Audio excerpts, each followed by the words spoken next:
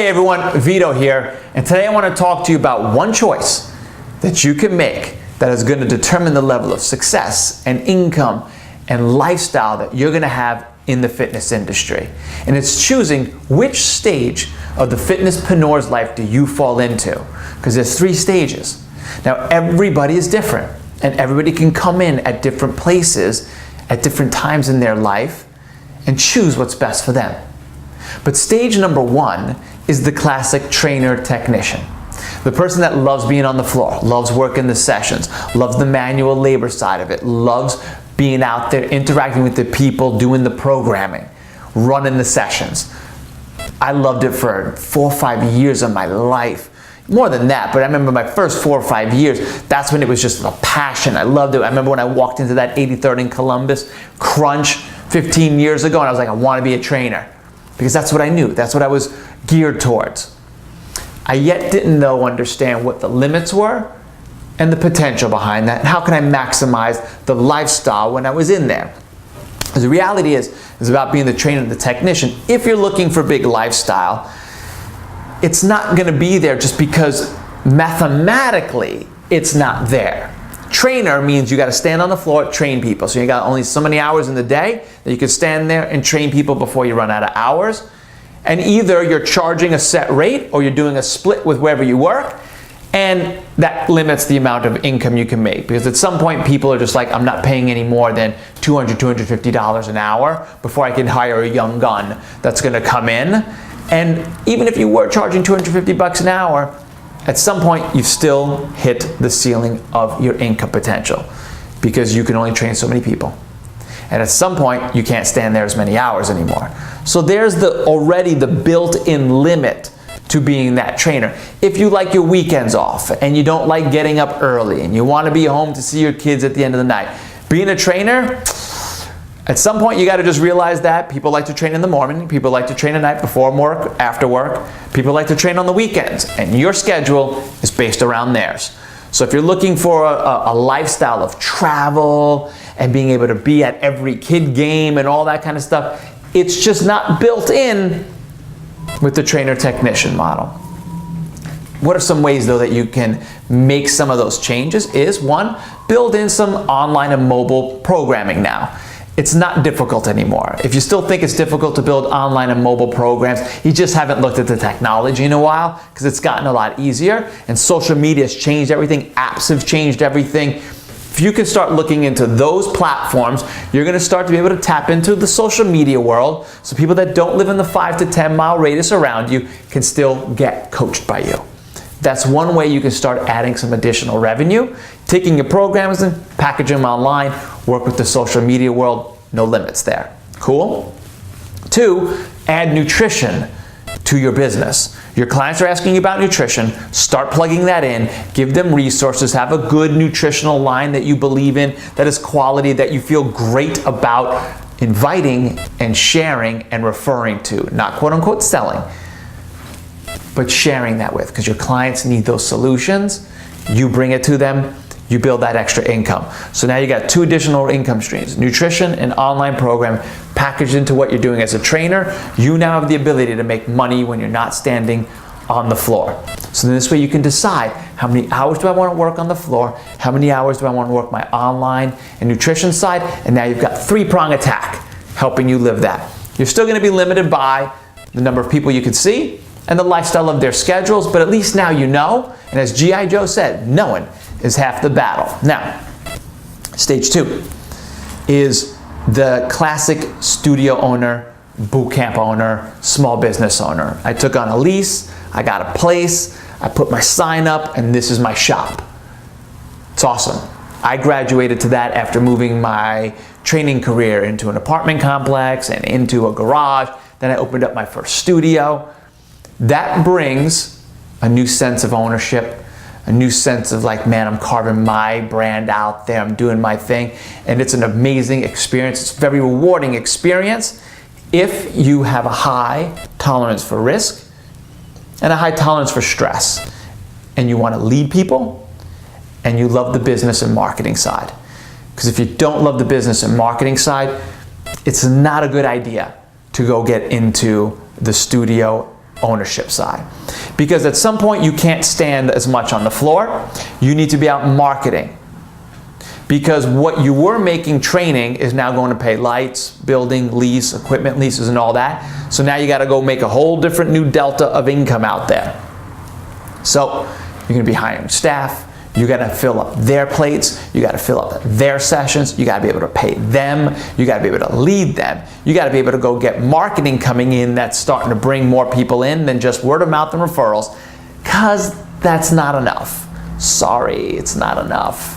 I know we have an over-relying on word of mouth and referrals, and that's why trainers and studio owners are still capping out at making 45, 50, 60 grand after they pay everybody, because they just aren't creating enough duplication in the business to flood it with new clients and keep the attrition from taking hold.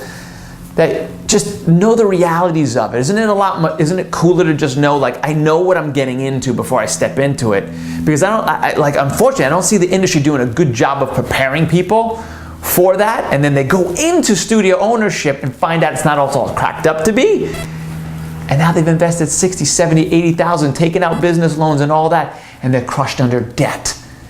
And the debt starts putting stress on their families and on their relationships. And that starts to pull apart marriages and things like that. We got to stop the madness and either just say, hey, do you love business? Do you love marketing? Business ownership could be your thing. If not, stay in stage one. Stay in the trainer technician mode, where you get to just go do your work, punch in, punch out, and go back. Work some of your little side businesses. Otherwise, I'd much rather have you, again, know now than find this out later and then you're crushed by that.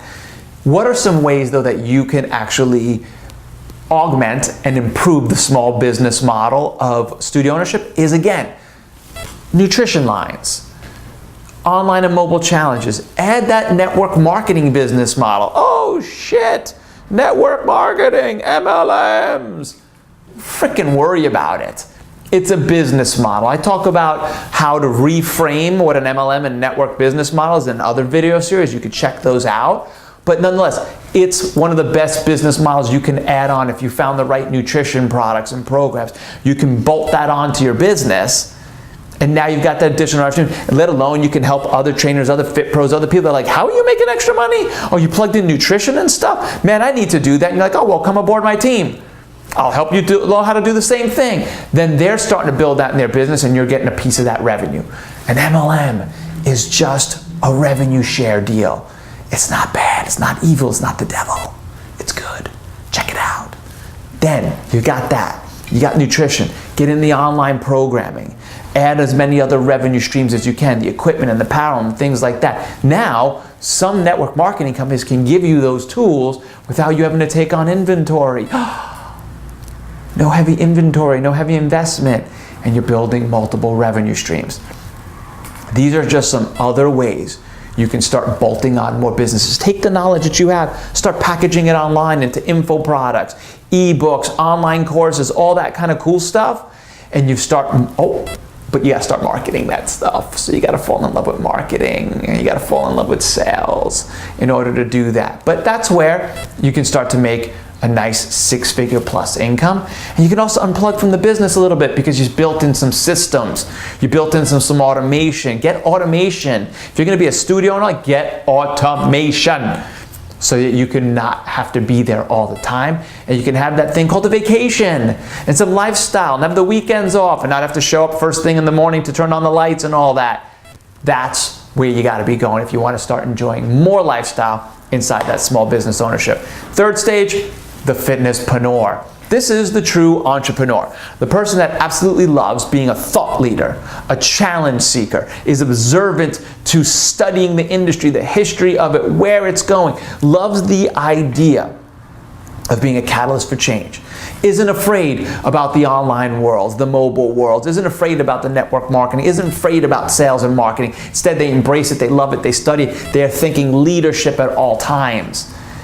They have a high tolerance for risk. They're willing to get outside the box all the time to invent and recreate and innovate. They're rewarded with that by having a total lifestyle. They can work when they want, how they want, where they want. They have many businesses, not just one, they have multiple businesses going on. It might all fall underneath their brand. They might have offshoots of other brands. They're able to get out there and start the investments and start the lifestyle and start to create multiple things that are going on and projects that they can oversee, manage, outsource, and still be pulling in income from all of them. It's the difference between I have to do the work to I innovate the concepts and the ideas, and I might have a team that's building this out. Like now I'm at the place where like when I'm creating programs, I have a team that I might take the concept, but the whole structure and fundamentals, I have a team that now executes building out these challenges and programs, and then I'm over just seeing how do we load it into our app? How do we disperse it out to our hard chargers teams? How do we get it out to our network marketing? How do we turn it into an info course and all that? That's the difference between I have to do all the work myself as compared to I've studied how all of this operates, and now I can execute this with the team around me. The beautiful thing about all that is you can work from anywhere you want in the world, and that's probably one of the most beautiful things about the Fitnesspreneur. You get to have that travel life. You get to have the schedule that you want. You get to be at every kid game. You get to be at everything you want to because you did the work to be there. It's just a different style of learning business. It's just a different style of learning how to manage and lead other people as well. Once you've got an understanding of all three, just choose where you want to be at. They're all good. And there are times I've seen business owners go back to being trainers because they're like, I actually love that part more than the business ownership. Awesome. There's nothing bad about that. It's awesome. I've seen trainers get the bug for wanting to be entrepreneurs versus being like, I don't need to take on brick and mortar cost. I can go right to the online world. I can go right to the mobile app world. I can go right to the network marketing world. I can own my own business without having to open brick and mortar. Everything has its place and its time. It's just you knowing what are the benefits and the limitations of each so you can make the best choice for the amount of income and the amount of lifestyle and success that you want without kidding yourself about what each one of them brings. That's what it's all about. So I hope that this message about which of the three stages of the Fitnesspreneur do you want to fall into so that you can make the best choice for your life. And in the next video, we'll look at what's the value ladder.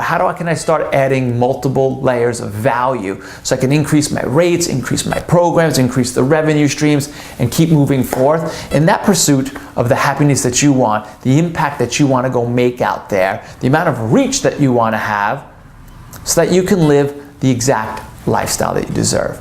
If you have any comments on where you are in your own journey in those stages as Fitnesspreneur, comment below. More than happy to try out and help. In the meantime, subscribe to our videos and to our programs because we're always putting out great knowledge and content to help you figure out where you want to be in this industry so that you can go out there and live what we call the Fitnesspreneur's life.